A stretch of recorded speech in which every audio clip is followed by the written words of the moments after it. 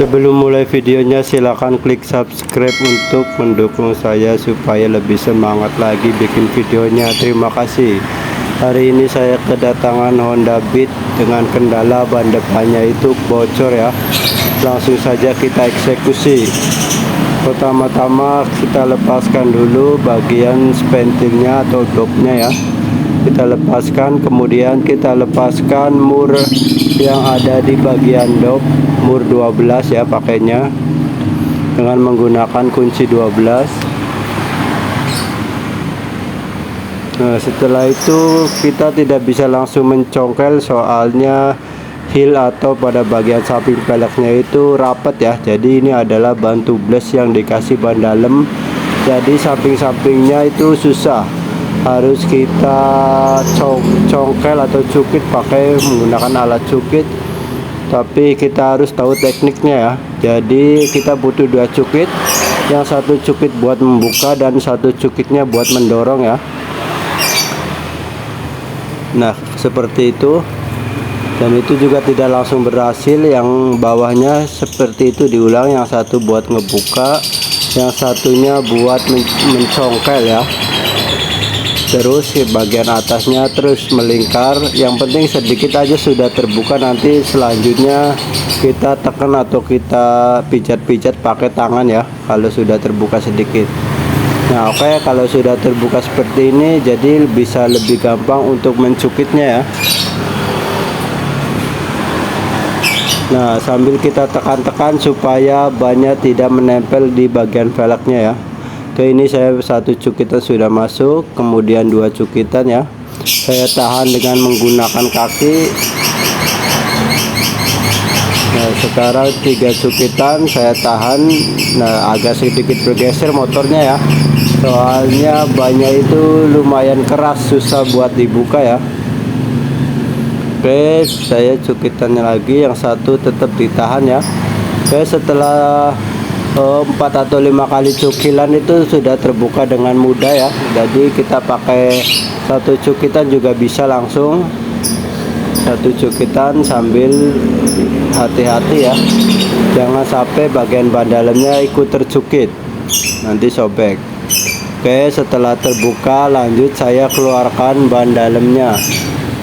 Ini saya tarik ban dalamnya ya. Ini ban dalamnya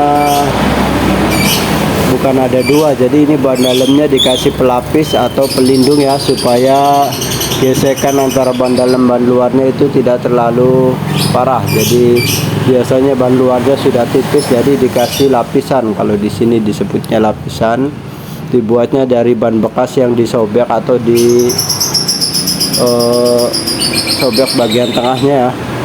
Oke, sekarang kita lakukan pengecekan dengan menggunakan air ya. Setelah ban dalamnya dipompa, lanjut kita putar, kita masukkan ke air. Cirinya kalau ada yang bocor pasti ada gelembung udara ya. Oke, setelah memutar keseluruhan dan kita sudah tahu bagian yang bocornya itu ternyata sudah ada ya, kita kasih tanda atau kita kasih ciri dengan menggunakan kayu kecil atau dengan menggunakan spentil juga bisa ya. Yang penting dikasih tanda aja supaya pas dikempreskan gitu tidak hilang lubangnya ya. Oke, sekarang kita masuk ke bagian nanti pembakaran ya. Sebelum dibakar ini digosok dulu dengan menggunakan gergaji ya. Fungsinya supaya bannya itu tidak licin, terus agak sedikit tipis, jadi pas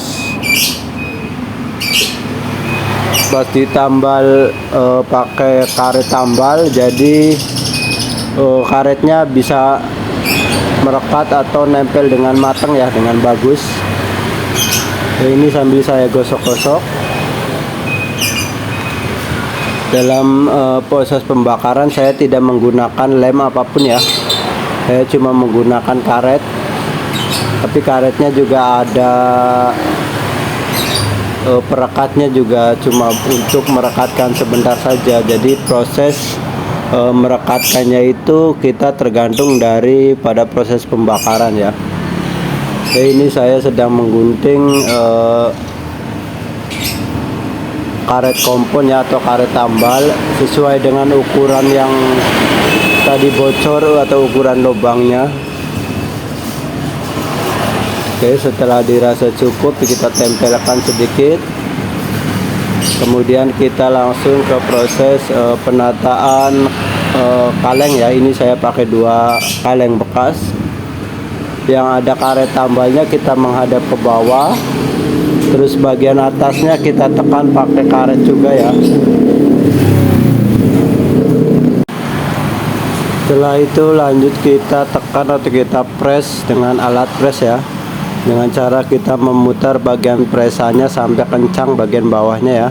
Kemudian sisa bannya itu kita lingkarkan ke bagian presan ya. Kemudian kita tambahkan spiritus ke wadah spiritusnya ya. Setelah itu kita nyalakan dengan korek, kemudian kita bakar sampai spiritusnya habis dan tambalannya matang. Dan nanti pada bagian pembakarannya kita skip supaya lebih cepat ya. Oke, di sini spiritusnya sudah habis. Nanti kita cek apakah bagian tambalannya itu sudah matang atau belum ya. Dengan ciri kalau sudah matang biasanya langsung terlepas dengan kaleng ya. Tadi tidak ada lengket-lengket ke kaleng atau merekat ke kaleng ya. Nah, yang seperti ini nih udah matang dengan sempurna, dengan bagus ya, dengan ciri tambalannya juga mengkilap, tidak menggelembung. Oke, lanjut kita ke proses pengecekan untuk yang kedua kalinya ya. Setelah ditambal kita perlu kita cek ulang.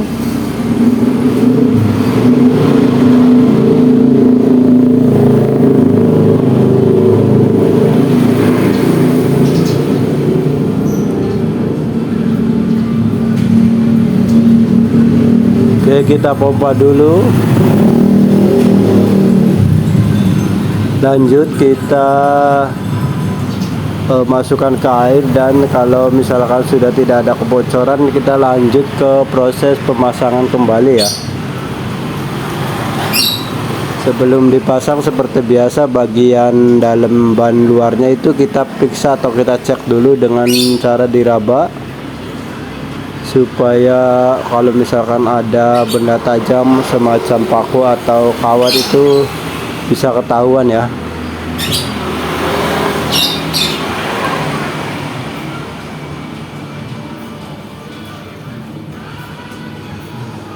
Oke, setelah itu kita pasang dulu bagian karet lapisannya ya.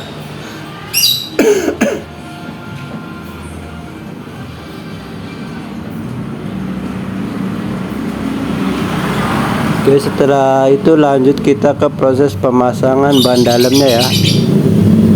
Dengan pertama-tama kita masukkan dulu bagian dopnya ke dalam lubang velg ya. Kita masukkan dulu supaya posisinya pas, tidak melenceng atau tidak bergeser ya. Kemudian kita kasih baut untuk mengikat. Setelah itu lanjut untuk memasukkan ban dalamnya secara perlahan-lahan sambil kita putar-putar bagian bannya ya. Cara memasukkannya itu agak sedikit ditekuk supaya pada saat pencukitan tidak terkena cukitan atau tidak sobek ya.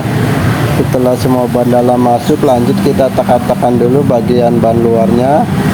Kemudian kita menggunakan 1 cukitan aja ya untuk memasukkan bagian ban luar yang belum masuk. Oke, sambil kita tekan-tekan bagian yang atasnya. Setelah kita cukit bagian yang atasnya, kita putar, kemudian kita tekan-tekan. Fungsinya adalah untuk merenggangkan atau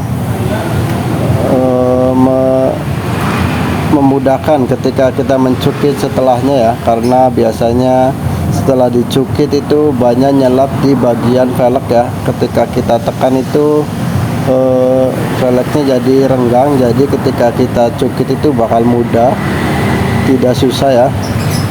Oke, kita teruskan mencukit sampai keseluruhan ban luarnya itu masuk, sambil terus kita putar-putar, kita tekan.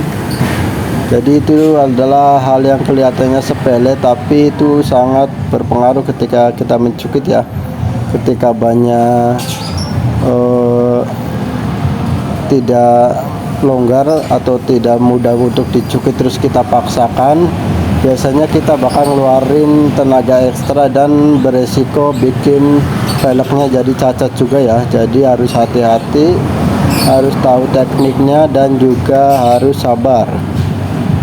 Oke, setelah ban luarnya sudah masuk semua, nanti lanjut kita ke proses pemompaan ya. Setelah kita pompa terus kita selesai proses semuanya ya. Oke, ini saya lagi menyiapkan bagian ventilnya ya. Setelah saya masukkan ring baut 12 nya, kemudian saya masukkan ventil, kemudian saya pompa.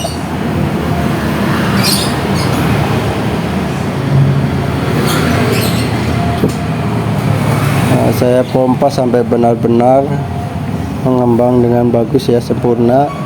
Oke, sudah selesai prosesnya. Terima kasih yang sudah menyaksikan. Jangan lupa like dan subscribe-nya ya, atau komen. Terima kasih.